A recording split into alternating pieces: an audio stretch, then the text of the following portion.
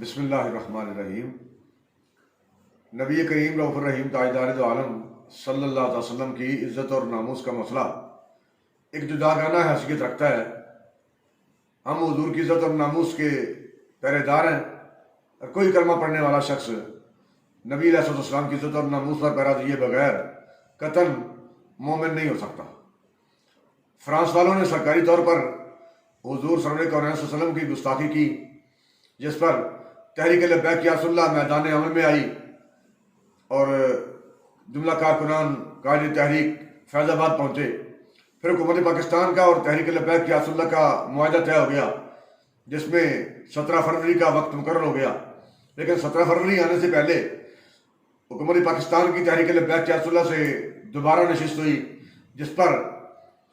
حکومت نے دوبارہ ٹائم لیا اور 20 اپریل کا وقت مقرر ہو گیا۔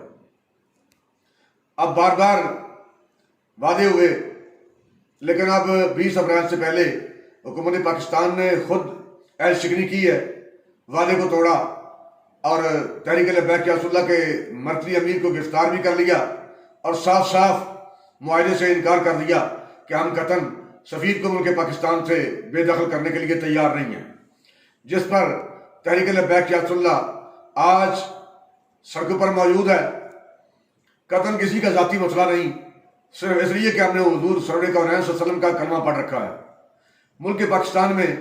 ہر وہ شخص جس نے حضور نبی کریم صلی اللہ علیہ وسلم کا کلمہ پڑھا ہوا ہے، اس کی خدمت میں یہ گزارش ہے کہ آپ کا کسی بھی شعبہ زندگی سے تعلق ہے،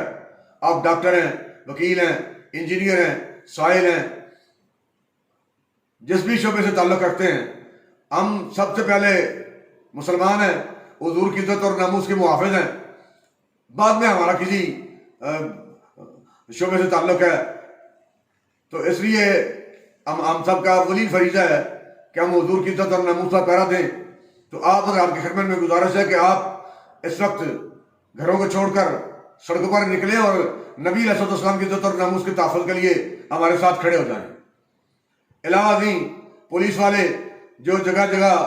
بے ایمانہ تشدد کر رہے ہیں، ہمارے کارکنان کو زخمی کر رہے ہیں، لاشیں گرا رہے ہیں، صرف میں ان سے اتنا پوچھنا چاہتا ہوں کہ آپ گستاخوں کے ساتھ کھڑے ہیں یا حضور کی عزت اور ناموس کی محافظوں کے ساتھ کھڑے ہیں؟ اور عمران خان سے بھی اس کے ذہن پہ دستک دیتے ہوئے اتنا کہنا چاہتا ہوں کہ جب آپ نے اقوام متحدہ میں نبی کریم صلی اللہ علیہ وسلم کی عزت اور ناموس کے موضوع پر گفتگو کی تھی، تو کیا آپ بتا سکتے ہیں اس وقت آپ کے نبی کوئی اور تھے، اور آج جب فرانس کے سفیر کو ملک پاکستان سے نکالنے کا وقت آیا ہے تو آج آپ کے نبی اور ہیں؟ کلمہ اس وقت بھی یہی تھا اور آج بھی کلمہ وہی ہے۔ کم از کم حضور کی عزت اور ناموس پر رہ جانے کے لیے